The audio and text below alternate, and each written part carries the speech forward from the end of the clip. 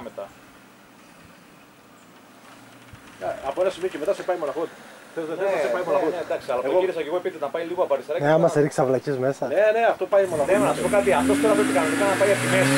Για να κάνει πια το βλακιά.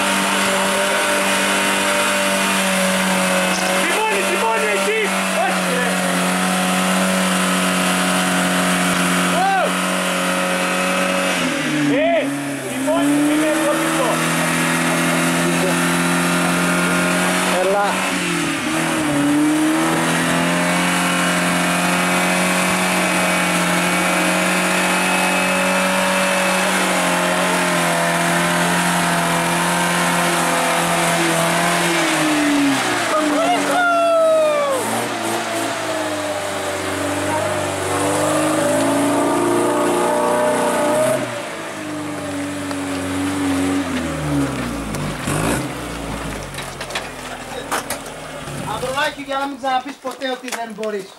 Το καρούλι μου, παιδιά, το καρούλι μου!